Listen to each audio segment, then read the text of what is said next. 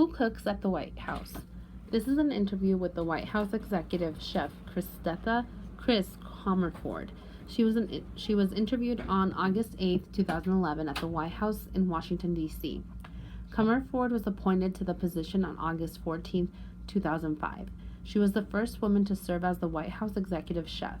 Before that, Comerford worked as an assistant chef in the White House kitchen. She graduated from the University of the Philippines with a degree in food technology and then trained as a chef at various restaurants.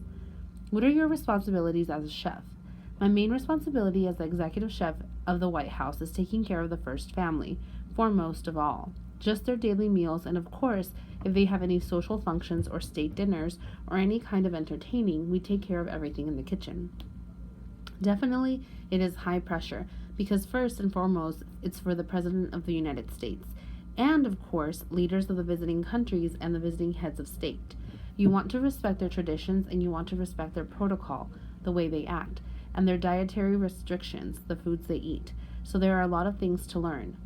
What about the White House garden? We have harvested so much in that little garden, and in a span of 2.5 years, there are at least 300 pounds of produce that we have harvested throughout the years.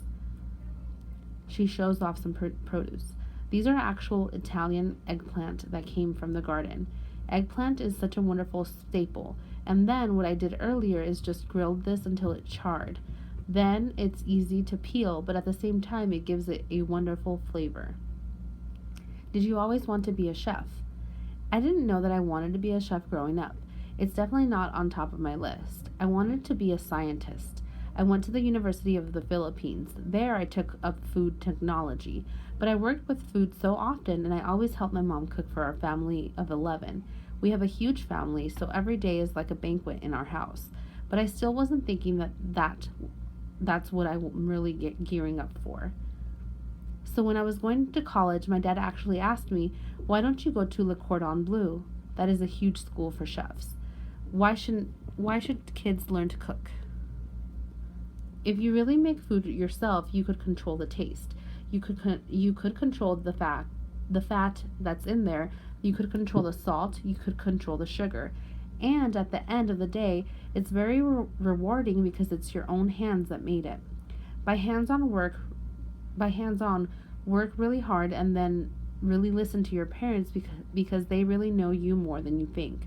So in my experience, like what my dad was saying at the time, I just laughed at him. But actually he was very, very right. So listen to your parents and help out your mom and dad cooking in the kitchen. Who suggested that Comerford become a chef? A, her mom, B, her dad, C, the president, D, her sister. Number 7. Which two statements are most important to include in a summary of the passage? A, Italian eggplant peels more easily if it is grilled and charred. B, cooking for yourself allows you to add only the salt you want. C, Le Cordon Bleu is a large school that helps people become chefs. D, Comerford has to provide special meals for top world leaders. E, Comerford didn't know that she wanted to be a chef growing up. Number 8. Which two phrases from the text best support the inference that being White House chef is a high-pressure job? A, responsibilities as a chef. B, if they have any social functions or state dinners of any kind, entertaining we take care of everything in the kitchen. C, it's for the President of the United States and of course leaders of the visiting countries and the visiting heads of state. D, respect their traditions and you want to respect their protocol, the way they eat, the way they act, and their dietary restrictions, the foods they eat. E, when I was going to college, my dad actually asked me, why don't you go to Le Cordon Bleu? That is a huge school for chefs. Number 9. Comerford was appointed to the position on August 14th, 2005. What is the meaning of the word appointed as it is used in the sentence? A, allowed to stay. B, thanked for cooking specific meals. C, given a special job. D, asked many questions. Number 10. Read the paragraph. This is an interview with the White House executive chef Chris Comerford. She was interviewed on August 8, 2011 at the White House in Washington, D.C. Comerford was appointed to this position on August 14, 2005. She was the first woman to serve as the White House executive chef.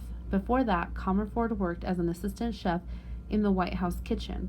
She graduated from the University of the Philippines with a degree in food technology and then trained as a chef at various restaurants. What is the most likely reason the author included this paragraph at the beginning of the text? A. To provide background information about Comerford. B. To give additional information about the White House. C. To explain why Comerford became a chef. D. To show that being a chef is hard work.